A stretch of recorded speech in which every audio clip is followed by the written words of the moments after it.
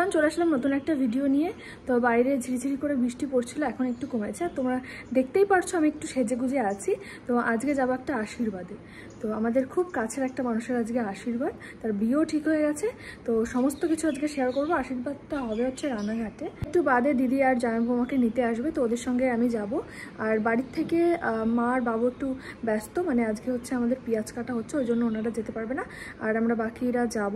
আর আমার বর হচ্ছে বাড়িতে নেই, ওর কাছে পরীক্ষা দিতে, তাই আমি একা যাব হচ্ছে দিদি আর জামাইবাবুর সঙ্গে। ওইদিকে আশীর্বাদও মনে হয় শুরু হয়ে গেছে।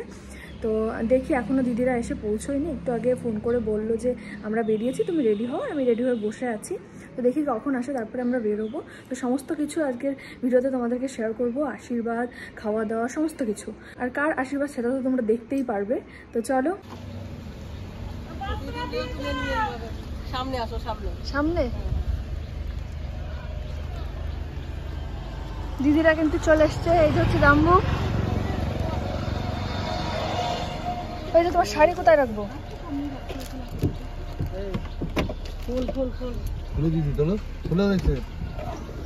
দাঁড়াও দাঁড়াও, তোমাকে কি জন্য দেবে?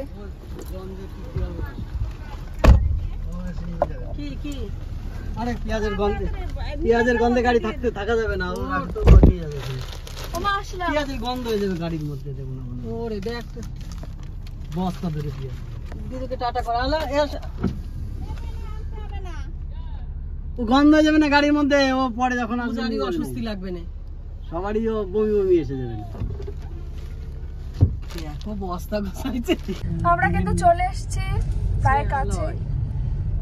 ওই যে ভাই দাঁড়িয়ে আছে, আর এসে ওই যে ভাই দাঁড়িয়ে আছে, তোমাদেরকে দেখাচ্ছি। দাঁড়াও দাঁড়া ওটা ওটা করে সাবধানে। ওইদিক দিয়ে নাম কাকু, দেখো ওইদিক দিয়ে নাম করে, এদিক দিয়ে নাম। তো চলো, আমরা তো চলে আসলাম, এবার ভেতরে যাওয়া যাক। তো এদিকে কিন্তু আমরা চলে এসেছি। আর এসে দেখো কাকাই কিন্তু আমাদের জন্য নিচে দাঁড়িয়ে ছিল। তো আমি ভেবেছিলাম যে আশীর্বাদ পর্ব শুরু হয়ে গেছে, কিন্তু শুরু হয়নি। তো চলো ওপরে গিয়ে দেখা যাক। তো ঢুকতে ঢুকতে এই দেখো প্রথমে সপাদির সঙ্গে দেখা হয়ে গেল। এটা হচ্ছে আমার পিসি শাশুড়ির মেয়ে। তো এরই আর কি ভাইয়ের আজকে আশীর্বাদ। এই যে দেখতে পারছো, আজকে হচ্ছে রজতদার আশীর্বাদ। আর প্রথমে কিন্তু দেখলাম যে, মানে আমরা ঢুকতে ঢুকতেই দেখলাম যে প্রথমে ছোটো মা আর কাকাই হচ্ছে আশীর্বাদ করছিল। আর ওই দিকে দেখো সবুজ শাড়ি পরা পিসি আছে, তারপরে পাশে আছে হচ্ছে হলুদ শাড়ি পরা রজতদার বান্ধবী, মানে টিনাদি। আর ওইদিকে ছবিও তোলা হচ্ছিল, আরও আশেপাশে অনেক আত্মীয় স্বজন ছিল আমাদের। আর এইদিকে দেখো আশীর্বাদের সামনে কিন্তু কত বড় একটা মাছ।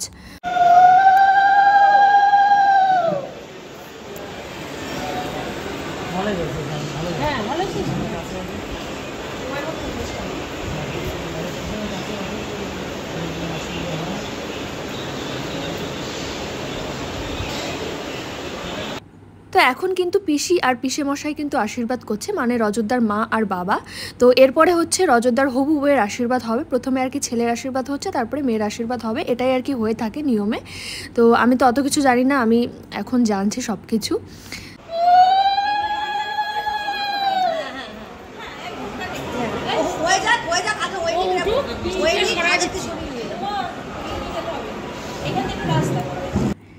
তো এবার কিন্তু শুরু হয়ে গেছে আমাদের হবু জায়ের আশীর্বাদ।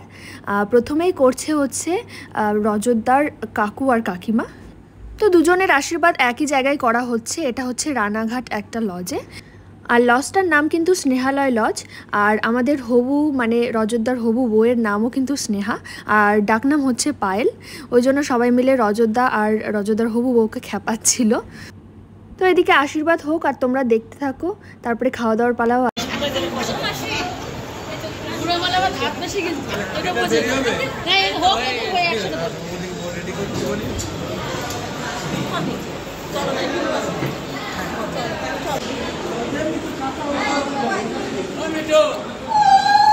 আমি যখন এসে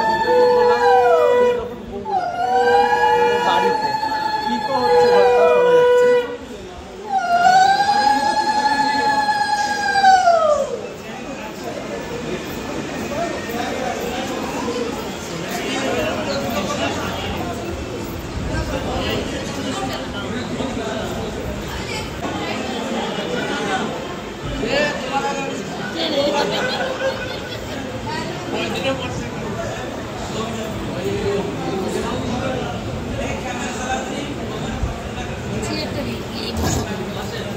চেয়ার দিব এদিকে একটু তাকায়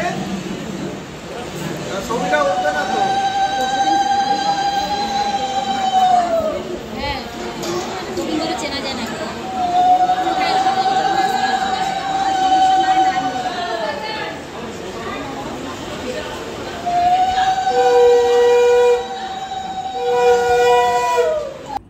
আশীর্বাদের পর্ব তো শেষ হলো, এবার কিন্তু ফটোশ্যুটের পালা শুরু।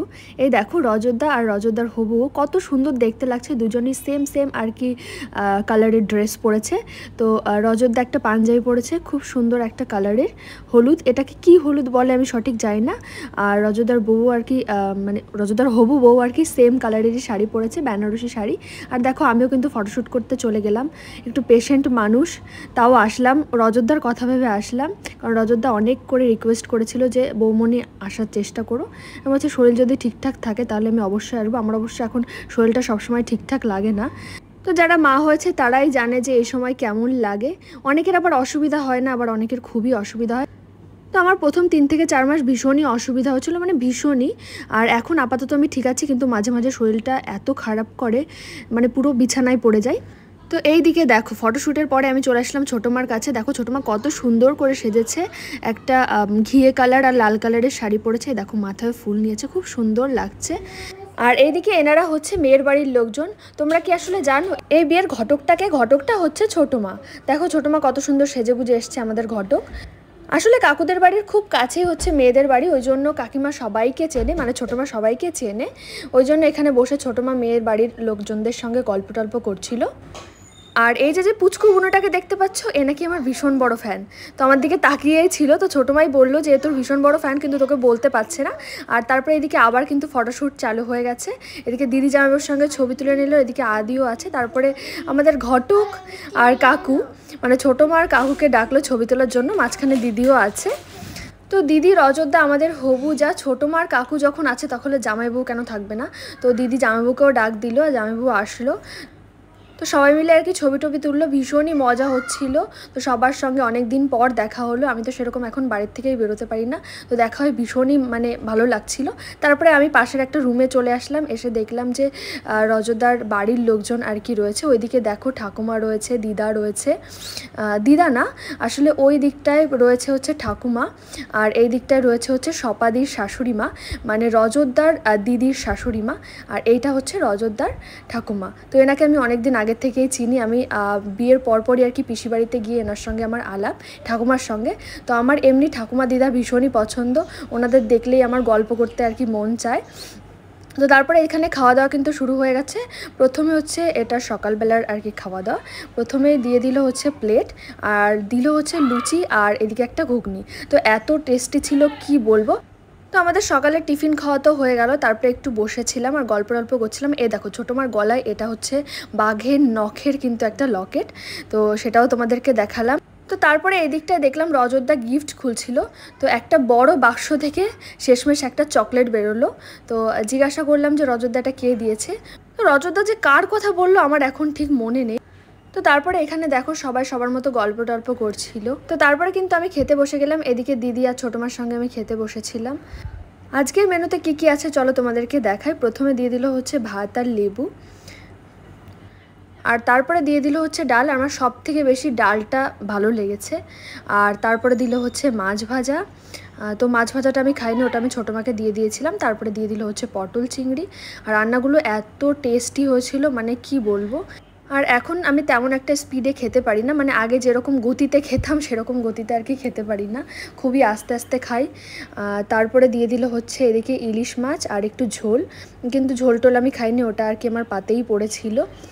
দিয়ে দিল হচ্ছে কাতলা মাছ, যেটা আমি হাফ খেয়েছিলাম, তারপরে চাটনি, আর ভাত সেরকমভাবেই পড়েছিল। তোমরা তো আশা করি দেখেই বুঝতেই পারছো যে একদম ডাল দিয়ে অল্প কটা খেয়ে। শেষে দিল হচ্ছে চাটনি, পাঁপড়, মিষ্টি আমি খাইনি তাই মিষ্টি আমি নিইনি, আর দিল হচ্ছে আইসক্রিম আর হজমোল্লা। তারপরে খাওয়া দাওয়ার পর একটু রেস্ট নিয়ে নিলাম। আর এদিকে দেখো রজতদারা একদম শেষে খেতে বসেছে, রজতদা আর আমাদের হবু যা, আর এদিকে কিন্তু রজতদার বান্ধবী আর বন্ধু। এবার আমরা বাড়ির দিকে যাব, অনেকেই বেরিয়ে গেছে, আমরা একটু লেট করেছি। তো বেরোতেই দেখি সামনে কত সুন্দর একটা মন্দির, তো যাওয়ার সময় চোখে পড়েনি, কারণ যাওয়ার সময় গাড়িটা একটু সামনে নিয়ে দাঁড় করিয়েছিল, ওই জন্য দেখিনি। তো বেরোনোর সময় দেখলাম। আর এবার আমরা বেরিয়ে পড়েছি, আর আজকের ভিডিওটা এখানেই শেষ করছি। তো সবাইকে টাটা।